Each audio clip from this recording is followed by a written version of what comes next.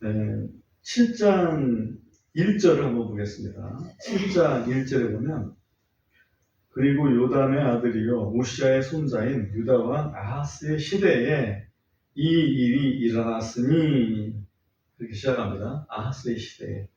아하스가 성경 연구자들의 연대 계산에 의하면 BC 735년도부터 BC 716년까지 왕위에 있었던 것으로 이렇게 보고 있습니다.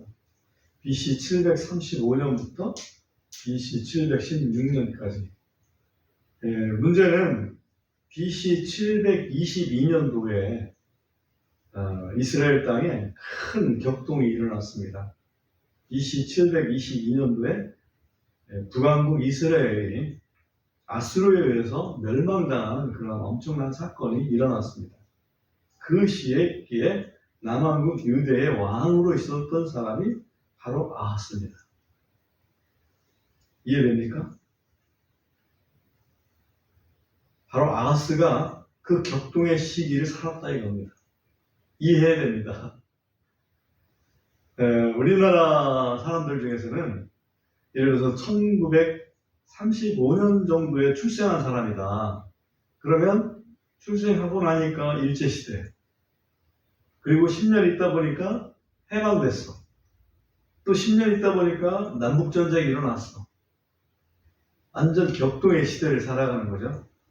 그래서 세계에서 최빈국을 살다가 또 갑자기 급격히 성장하는 그런 그 나라를 경험을 하게 됩니다. 이걸 소위 격동의 시기라고 그러는 거죠.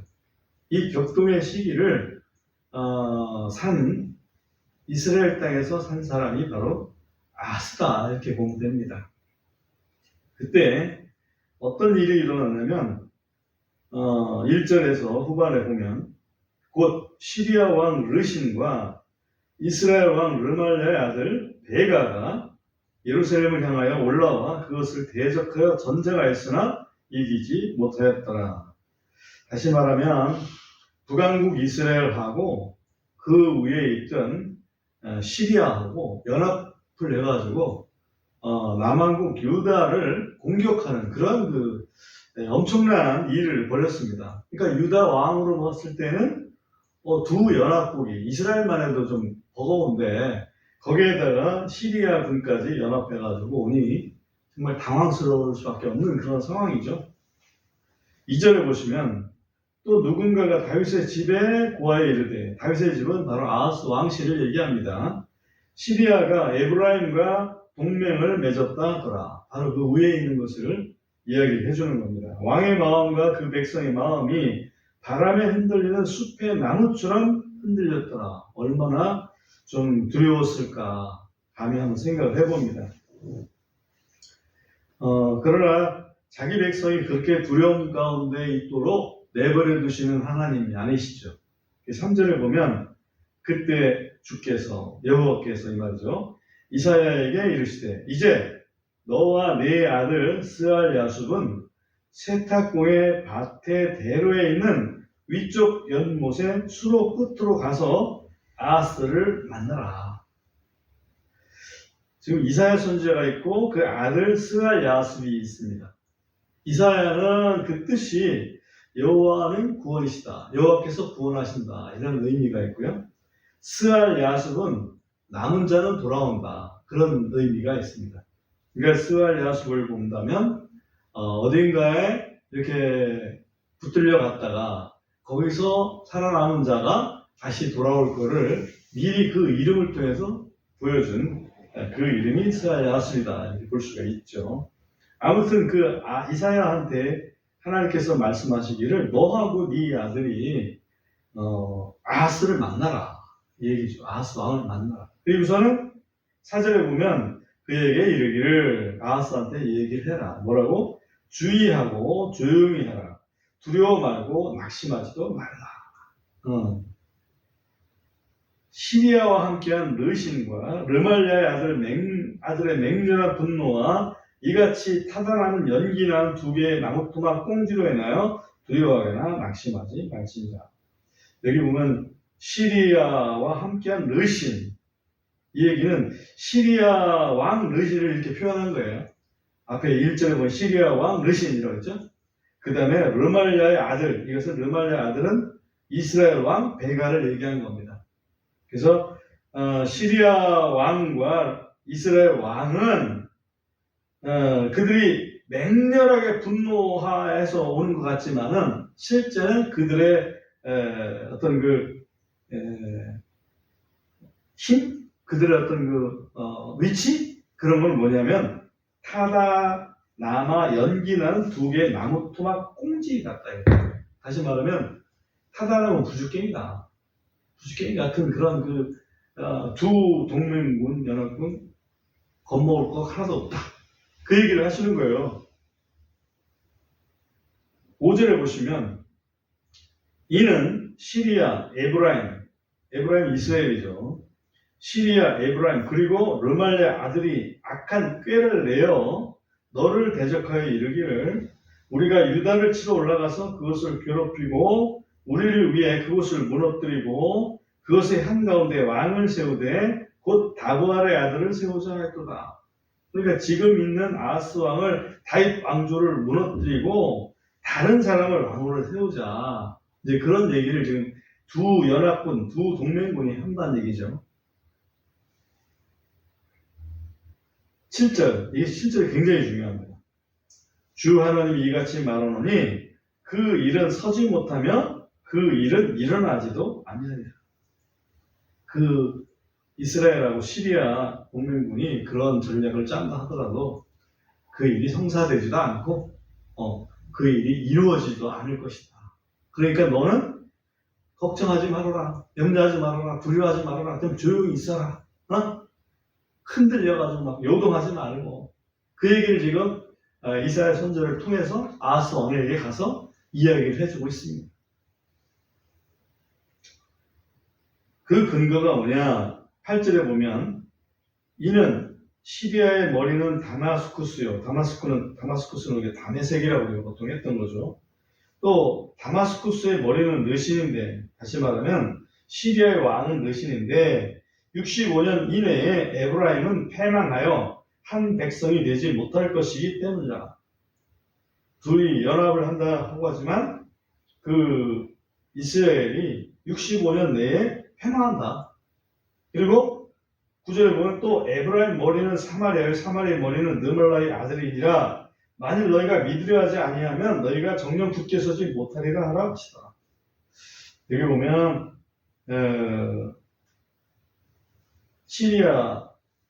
시리아하고 또 이스라엘하고 이렇게 연합을 했지만 사실은 금방 이스라엘은 멸망할 것이다.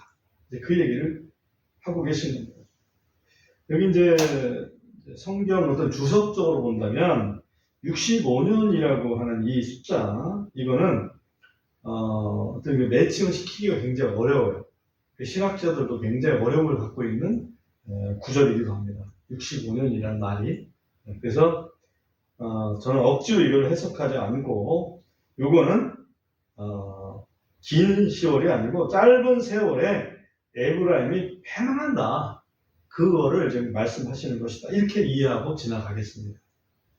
왜냐하면 그 이스라엘이 망한 건 722년도라고 그랬잖아요. BC.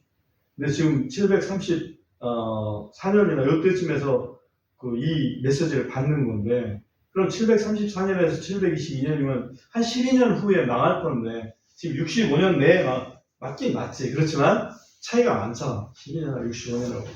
그래서 그걸 따지려면 굉장히 복잡한 계산이 필요하기 때문에 여러 설레가 많을 수가 있습니다.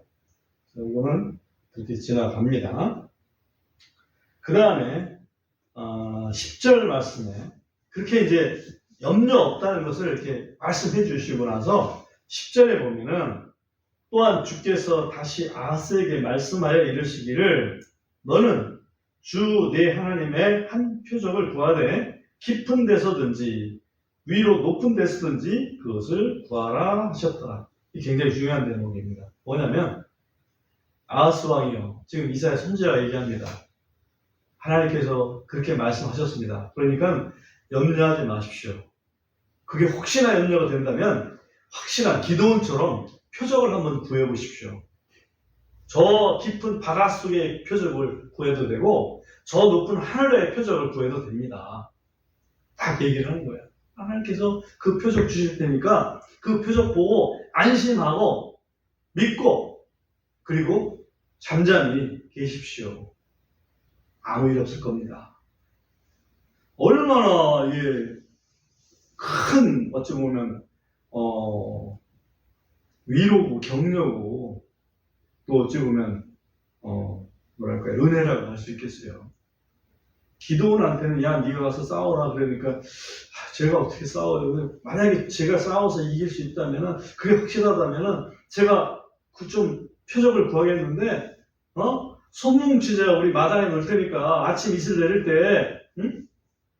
다른 데는 멀쩡한데 손뭉치만 좀 이슬 내리게 해주십시오. 이런 표적을 구했단 말이죠. 그래 한번 구했어요. 그러니까 하나님께서 들어줬잖아. 손뭉치만 이슬을 내렸어. 이게 다 나머지 말랐어. 그러니까 또 뭐라 그래? 하나님 한 번 더 해주십시오. 이번에는 손뭉치는 뽀송뽀송하고 마당만 마르게 해주십시오. 또 들어주셨어요. 그러니까 기도원이 그 두 번의 표적을 보고 하나님께서 나를 들어서 쓰시는 게 확실하구나. 그래서 기도원이 나가서 정말 담대하게 싸웠지 않습니까? 그래서 미디안으로부터 이스라엘을 이렇게 보호했지 않습니까? 네. 그런 것처럼 하나님께서 이렇게 표적을 구하라고 했어요. 오히려 이제는.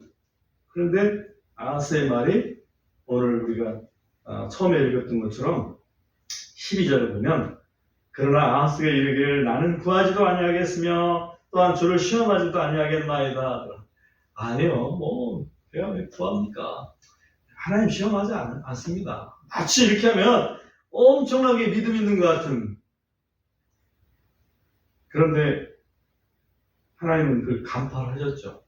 13절 보시면 이에 이사야가 이르되 이제 너희는 들을지어다. 오 다윗의 집이여 너희가 사람들을 지치게 하는 것이 작은 일이기에 내 하나님도 지치게 하느냐. 하나님께서 구하라고 하면 좀 구하지. 그걸 뭘 네가 믿음이 좋다고 안 구하고 지로려. 예를 들면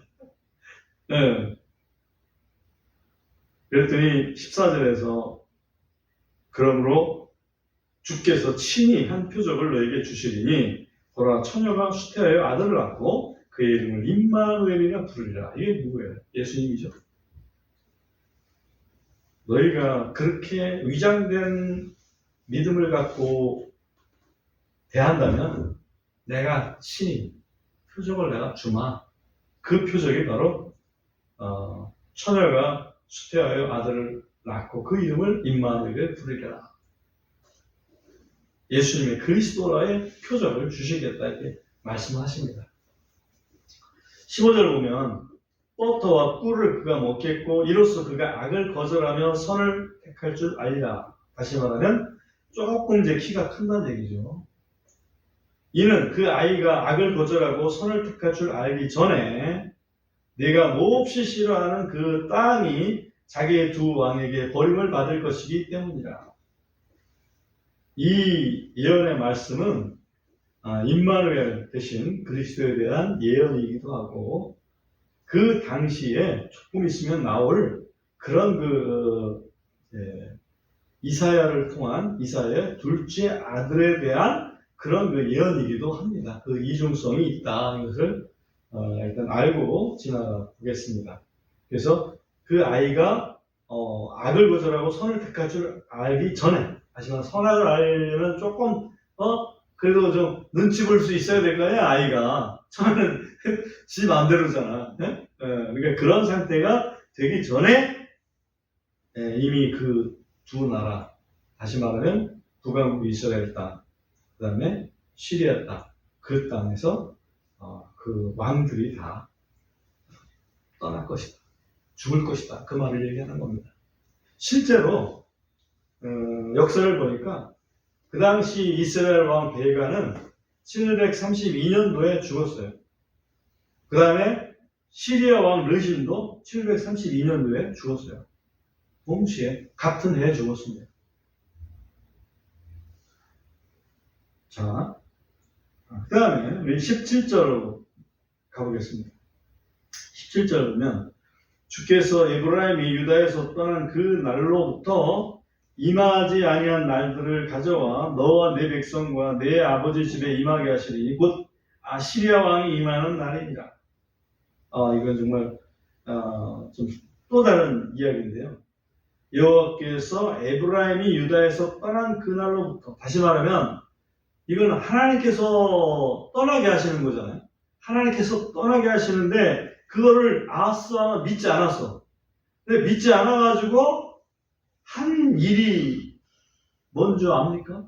역사적으로 열왕기에 보면 어떤 일을 했냐면 이 아하스 왕이 하나님께는 표적을 구하지 않겠다고 해놓고서 자기 머리 굴려보니까 이거 자기 힘으로 도저히 안 돼.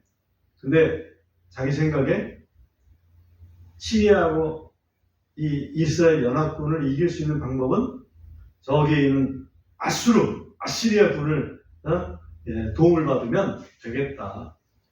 그래서 아시리아 SOS를 칩니다. 하나님께는 안 구해요. 그게 문제죠.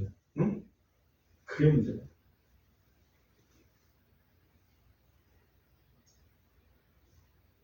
주께서 에브라임이 유다에서 떠난 그날로부터 임하지 아니한 날들을 가져와 너와 네 백성과 네 아버지 집에 임하게 하시리니 곧 아시리아 왕이 임하는 날이다. 너희가 아수르 왕을 이렇게 협력을 구해가지고 위기를 모면을 하려고 하는 것을 다 알고 계신 거죠. 그 떠나면 아수르 왕이 너희를 공격해 올 것이다. 실제로 아수르 왕이 언제 공격했습니까? 히스기야 때. 아하스 왕의 그 후임이 히스기야인데 히스기야 때 아수르 왕이 공격을 해서 아주 괴롭히잖아요. 18절. 그리고 그날에 이 일이 일어나리니 곧 주께서 쉿 소리를 내서 이집트의 강들의 맨 끝에 있는 파리와 아시리아 땅에 있는 벌을 부르시리라. 파리나 벌 이것은 군사를 상징하는 거죠. 애국군과 아수르군을 부르시겠다. 19절. 이에 그것들이 올 것이며 그것들 모두가 황폐한 골짜기들과 바위 구멍들과 모든 가시나무와 모든 숲을 위해서 쉬리라. 여기에 있는 황폐한 골짜기, 바위 구멍, 가시나무, 모든 숲을, 이런 것들은 바로 황폐하게 될 유다 땅을 의미를 합니다. 거기에서 바로 이 애국군, 그 다음에 아수르군이 와서 진을 치고 쉴 거라. 그 얘기를 지금 하고 있는 겁니다. 20절 봅니다. 바로 그날에 주께서 빌려온 삭도, 곧 강 건너에 있는 자들과 아시리아 왕을 써서 머리와 발에 털을 밀고 수염도 깎으시리라. 수염을 깎아서 좀 부끄럽게 만든다는 얘기죠. 털이랑 털은 다 밀어버리겠다 이게. 그러니까 부끄러움을 주시겠다. 왜? 지금 아하스 왕이 하나님을 믿지 않았기 때문에 오히려 하나님을 믿지 않고 아시리아 왕을 믿는다 이거지. 그 힘을 믿어요. 군사력을. 21절. 이 일이 그날에 일어나리니 곧 한 사람이 어린 암소 한 마리와 양 두 마리를 기를 것이요. 이것은 그 땅에 이제 농토가 다 없어지고 포도원도 갈고 곡식도 가고 그래야 되는데 이건 풀밭만 있어가지고 소나 키우고 염소나 키운다는 얘기예요. 근데 그것도 적은 양을 얘기하는 겁니다. 이게. 22절. 또 이 일이 일어나니 곧 그것들이 내는 젖이 풍성함으로 그가 버터를 먹을 것이요 그 땅에 남겨진 모든 자가 버터와 꿀을 먹을 것입니다. 그 얘기는 사람이 적게 남아가지고 풀밭이니까 거기에 버터를 먹는다. 그 말입니다. 23절. 또 그날에 이 일이 일어나니 곧 은천개의 가치가 있는 1000그루의 포도나무가 있던 곳마다 찔레와 가시를 위한 곳이 되리라. 포도밭이 포도농사 잘해야 되는데 포도밭이 이게 찔레하고 가시밭이 되어버렸다는 얘기입니다. 표현 안 되죠. 24절. 화살들과 활들을 가지고 사람들이 그곳으로 가리니 이는 온 땅이 찔레들과 가시들이 될 것이기 때문이다. 활들이 뭐 하는 데 있습니까? 수렵하는 데 쓰죠? 사냥하는 데? 농사 지어야 되는데 포도원에 전혀 그러지 못한다. 25절. 괭이로 갈아야 할 모든 작은 산들에 찔레들과 가시들을 두려워하는 일이 거기에 임하지 아니할 것이며 오히려 그 땅은 소도를 내보내는 곳과 작은 가축들이 밟는 곳이 되리라.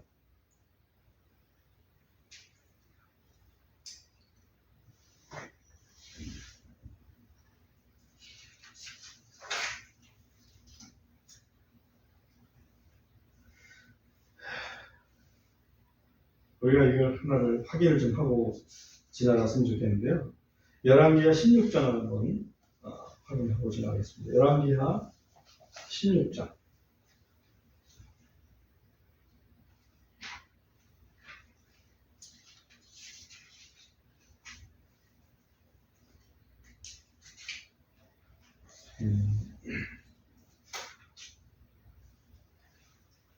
거기 10절 보면, 열왕기 16장 10절 보면,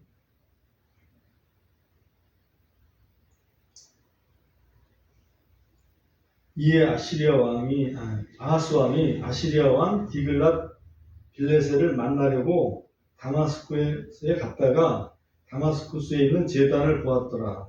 아하스 왕이 그 제단의 모양과 양식을 그것을 만드는 모든 기술과 함께 제사장 우리아에게 보냈더라. 이에 제사장 우리아가 아하스 왕이 다마스쿠스에서 보낸 모든 것에 따라 제단을 만들었더니 그렇게 제사장 우리아가 아하스 왕이 다마스쿠스에서 돌아온 것에 맞추어 그것을 만들었더라. 왕이 다마스쿠스에서 돌아와서 제단을 보고 왕이 그 제단 앞에 나아가 그 위에 헌물을 드렸더라. 이게 무슨 일입니까? 하나님은 내가 표적을 구하라 했더니 안 구하겠다고 해놓고서 지금 아시리아에 가서 이제 사정사정 한 다음에 아시리아에 가보니까 아시리아가 지금 다메섹을 이렇게 점령을 한 상태였어요. 다메섹에 보니까 거기 우상 제단이 아주 멋지게 돼 있더라 이거지. 그래서 그 제단 도면을 다 그려가지고 그걸 받아가지고 미리 보내놓고 제단을 예루살렘 성전에 있는 제단 치우고 그 제단을 놓도록 만들 거 아니에요. 그리고 거기다가 제사를 드렸다 이거지. 어마어마한 일을 지금 아하스 왕이 했어요. 믿음이 있는 것 같지만 실제로는 위장된 믿음이었고 실제로는 불신의 그런 아주 큰 모습을 보여줬다. 한번 정리를 해볼게요. BC 734년도 정도로 생각이 되는데 이때 이스라엘하고 시리아 동맹군이 결성이 돼서 남왕국 유대를 침공을 합니다. 이런 현실적인 문제에 부닥쳤을 때 유다왕 아하스 앞에는 두 가지 선택지가 있었다. 하나는 이사야 선지자를 통해서 하나님께서 주신 말씀, 너는 조용히 있고 이런 일이 일어나지 않으니까 내가 있지 않냐. 그러니까 너는 염려하지 말고 있어라 하는 그런 선택과 또 하나는 자기 생각이죠. 하나는 그 동맹군을 물리치려면 적어도 좀 더 힘이 있는 아시리아하고 우리가 좀 동맹을 맺어서 한다면 충분히 이길 수 있을 것이다. 이런 자기 생각. 그러니까 하나님 말씀을 내가 들을 건지 아니면 내 생각을 택할 건지 이 두 가지 선택지가 있었다. 그런데 결국은 그 선택지에서 하나님 말씀 버리고 자기 생각을 선택한 것. 그것이 하나님을 아주 섭섭하게 어찌 보면 그래서 분노하게 이렇게 만드셨고 그 결과가 나중에 아수르에 의해서 유다가 아주 큰 곤욕을 치르고 마침내는 바벨론에 의해서 남왕국 유대도 망해버리는 그런 결과까지 초래하게 됐다. 오늘 말씀의 내용입니다.